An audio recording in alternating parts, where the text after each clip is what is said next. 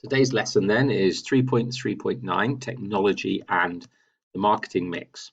What exactly does that mean? Well, what you need to be able to do is you need to be able to define and explain the concept of e-commerce, outline what opportunities and which threats are there for businesses because of e-commerce and to consumers as well, and how the use of network and social media the internet and social media has changed how promotion is being used by businesses. So we couldn't get the crossword to work. As I said, I will try and print that off or scan it or something and get that to you so you can use that as some sort of revision. So as far as today's lesson is concerned, then we'll go on to the lesson outline. E-commerce is basically the buying and selling of goods and services using computer systems linked to the internet. So whenever you buy anything over the internet, that is e-commerce. Now, I don't know if you use the internet much to buy things. I use the internet to buy things quite often from the UK or US. We use Amazon quite a lot. So all sorts of different things. Are there things, just type it in the chat. Are there things that you or your family buy over the internet quite regularly? Type a couple of things in chat. Anything that you and your family would buy regularly over the internet?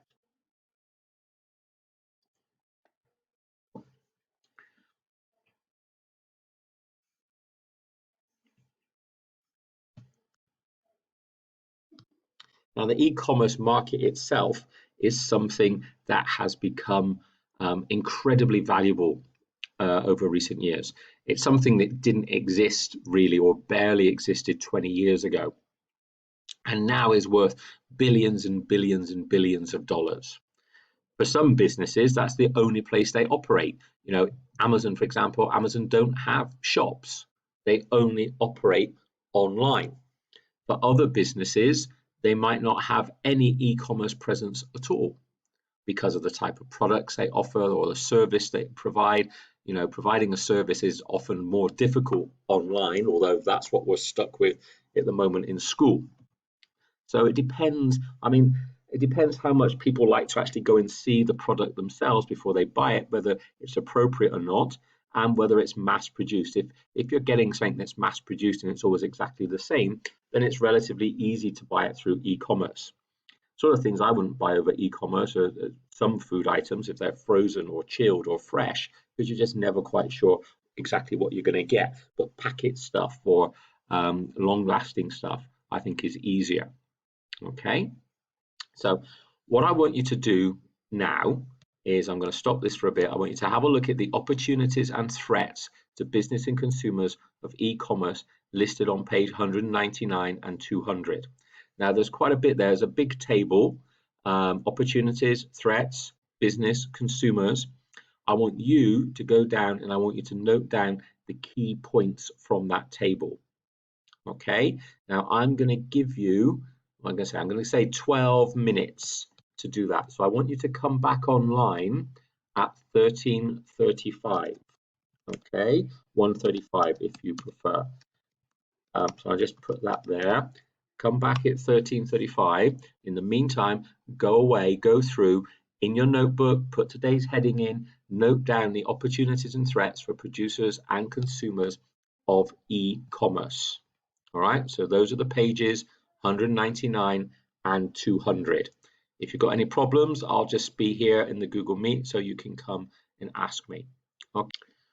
Right, hopefully, looking at that, if you can imagine with e-commerce, some of the opportunities for businesses are easy access to customers.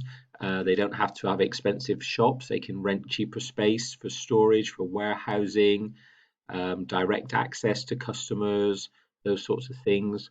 But threats, sometimes customers like to be able to see things, so the fact that they don't see things might be a problem for them. They might not trust giving their details and payment information to a firm online. Obviously, there's lots more opportunity for other businesses, competition, and people in other countries as well.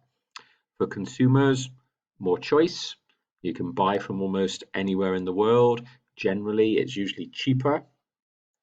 but obviously there's problems with having it delivered, and if it goes wrong, how do you get it back, and the risk of fraud and those sorts of areas.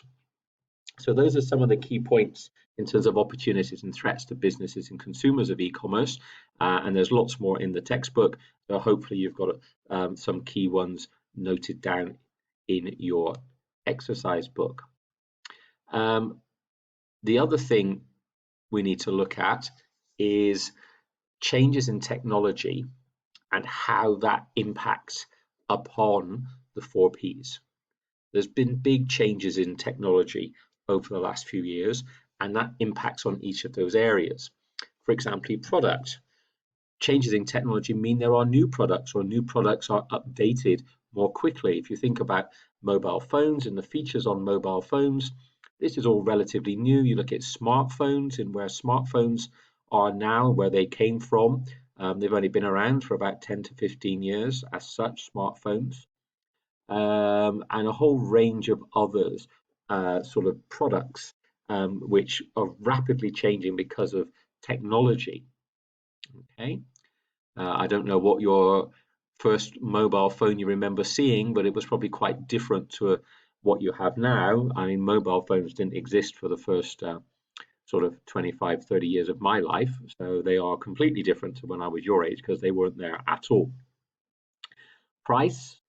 Now, the use of technology makes it much easier for firms to use dynamic pricing. In other words, changing their prices to reflect what's happening with demand and supply.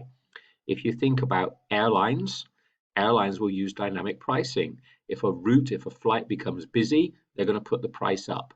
If you've got times of year when their flights are not busy, they're going to put the price down. So at the moment, with fewer people flying, their prices are going to be pretty low on a lot of flights. If that changes in a couple of months' time, then they'll put their prices back up. And technology allows them to keep track of what's going on in terms of who's buying things and therefore make changes to prices. Place has seen big changes because e-commerce means you don't have to go to shops anymore, basically. Anyone can sell directly to consumers.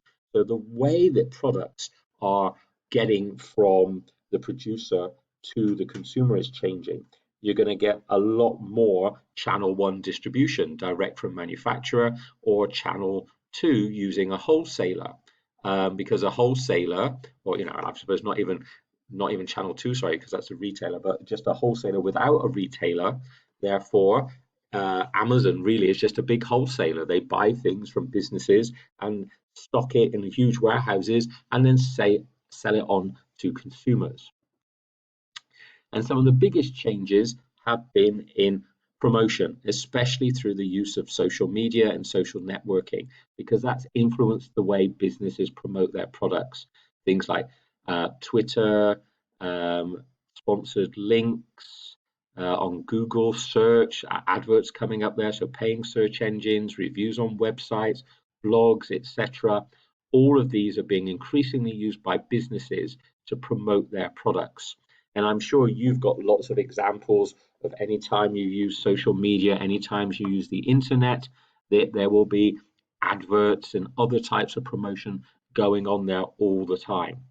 So new technology is impacted upon all areas of the marketing mix. Now, some advantages and disadvantages for promotion in particular are on page 197 and 198 in your textbook, so you can have a look at that. There's an activity on page 198 for you to look at, and also there's a sort of a case study with some focus questions, something for you to think about on page 201, looking at Airbnb as a business idea and how technology has impacted on that. It's basically created a business that didn't exist before, and the technology has allowed that to happen. So overall, make sure you've read all of chapter 16, because this is one chapter in your book. It's only a very small chapter, but these key points are just one chapter in your book.